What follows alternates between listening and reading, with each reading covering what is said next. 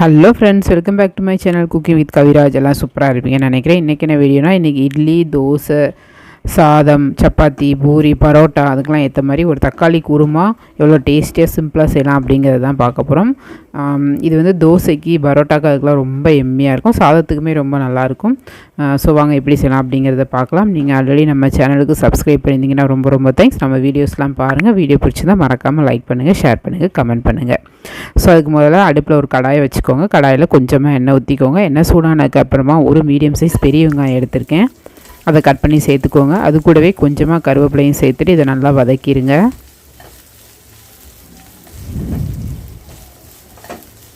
So வெங்காயம் கொஞ்சம் கண்ணாடி பதம் வர அளவுக்கு நல்லா வதக்கிடுங்க. அதுக்கப்புறமா அதில் 4 பல் பூண்டு சேர்த்துக்கோங்க.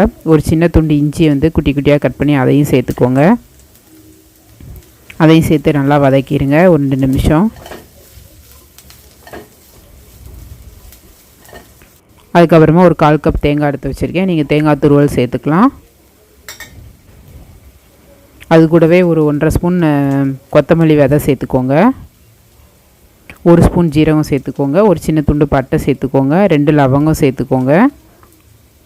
அப்புறமா ஒரே ஒரு ஏலக்காய் சேர்த்துக்கோங்க. ஒரு 3 முந்திரி பருப்பு சேர்த்துக்கோங்க.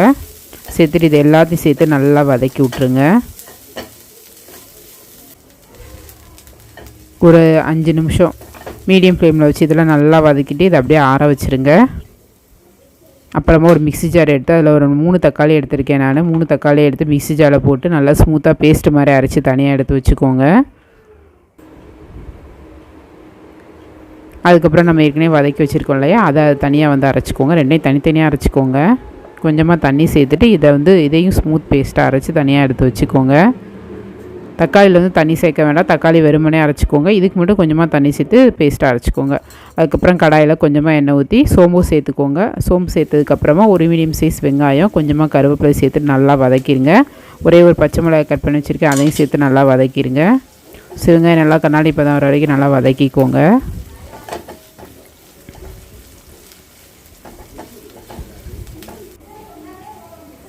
வெங்காயம் நல்லா வதங்கட்டும். வெங்காயம் வதங்கினதுக்கப்புறமா நம்ம அரைச்சி வச்ச தக்காளி விழுது இருக்கே அதை சேர்த்துக்கலாம். அது கூடவே ஒரு 1/4 ஸ்பூன் மஞ்சள்தூள் சேர்த்துக்கோங்க. ஒரு ஸ்பூன் மிளகாத்தூள் சேர்த்துக்கோங்க. இது கூடவே 1/2 ஸ்பூன் கரம் மசாலா தூள் சேர்த்துட்டு நல்லா எண்ணெய் பிரிஞ்சு வர அளவுக்கு இந்த தக்காளி விழுதை வந்து நல்லா வதக்கிடுங்க. ஒரு மீடியம் ஃப்ளேமில் வச்சு ஒரு 5 நிமிஷம் வதக்குனிங்கன்னா எண்ணெய் பிரிஞ்சு நல்லா கெட்டியாக வந்துடும். குழம்புக்கு தேவையான அளவு உப்பும் சேர்த்துக்கோங்க. இந்த ஸ்டேஜில் சேர்த்துட்டு நல்லா வதக்கி விட்ருங்க. ஸோ இப்போ பார்த்திங்கன்னா நல்லா எண்ணெய் பிரிஞ்சு வந்திருக்கிறது உங்களுக்கே தெரிஞ்சிருக்கும். இவ்வளோ நேரம் நீங்கள் நல்லா வதக்கிக்கோங்க. தக்காளியோட பச்சை வாசனைலாம் அப்போ தான் போகும். இந்தளவுக்கு நல்லா வதக்கிக்கோங்க. ஸோ இதுக்கப்புறம் நம்ம வந்து அரைச்சி வச்சுருக்கோம் இல்லையா, அந்த வெங்காயம் தேங்காய் அந்த பேஸ்ட்டை சேர்த்துக்கோங்க.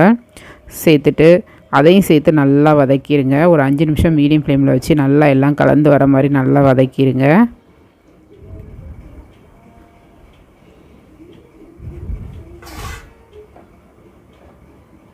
மசாலா எல்லாம் சேர்ந்து நல்லா கலந்து வரணும். இப்போ குழம்புக்கு தேவையான அளவு தண்ணி ஊற்றிக்கோங்க. நம்ம வந்து முந்திரி பருப்பு தேங்காய்லாம் சேர்த்ததுனால குழம்பு கட்டியாக இருக்கும். ஸோ தண்ணி கொஞ்சம் நிறையவே பார்த்து ஊற்றிக்கோங்க. ஊற்றிட்டு இதையும் நல்லா கலந்து விட்ருங்க.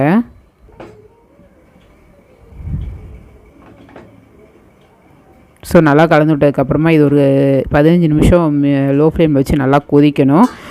நீங்கள் 15 நிமிஷத்துக்கு இடையில ஒரு வாட்டி திறந்து நல்லா கலந்து விட்டுட்டு இதில் உப்பு காரம் எல்லாம் செக் பண்ணி பார்த்துட்டு தேவைப்பட்டால் இப்போயே போட்டுக்கோங்க. ஆனால் இப்போ ஒரு 15 நிமிஷம் வந்து லோ ஃப்ளேமில் நல்லா கொதிக்கணும். அப்போ தான் குழம்பு நல்லாயிருக்கும். பச்சை வாசனைலாம் போய் சைட் பை சைடு நல்லா முருகலாக 2 தோசை ஊற்றிங்கன்னா அந்த தக்காளி குருமா வச்சு சாப்பிட செம்ம டேஸ்ட்டாக இருக்கும். ஸோ இப்போ நல்லா 15 நிமிஷம் முடிஞ்சிச்சு. குழம்பு நல்லா கொதிச்சு வந்துருச்சு. இடையில உப்பு காரம்லாம் செக் பண்ணி பார்த்துட்டிங்கன்னா இப்போ தேவைப்படாது. இப்போ மேலே கொஞ்சமாக கொத்தமல்லி தழை தூவிக்கோங்க. தூவிட்டு நல்லா கலந்து விட்டுட்டு அடுப்பை ஆஃப் பண்ணிவிட்டு இறக்கிடுங்க குழம்ப. ஸோ இந்த தக்காளி குருமா வந்து பார்த்திங்கன்னா நமக்கு வந்து பரோட்டாவுக்கு நல்லா டேஸ்ட்டாக இருக்கும். அது மாதிரி இட்லி தோசைக்குமே ரொம்ப நல்லாயிருக்கும். சட்னியும் வச்சு சாப்பிட்டு போர் அடிச்சதுன்னா இந்த மாதிரி ஒரு தக்காளி குருமா தோசைக்கு ட்ரை பண்ணி பாருங்கள். ரொம்ப நல்லா இருந்துச்சு. வீடியோ பிடிச்சதான் மறக்காமல் நம்ம சேனலை சப்ஸ்கிரைப் பண்ணிவிடுங்க, லைக் பண்ணுங்கள், ஷேர் பண்ணுங்கள். தேங்க்ஸ் ஃபார் வாட்சிங். டாடா, பாய்.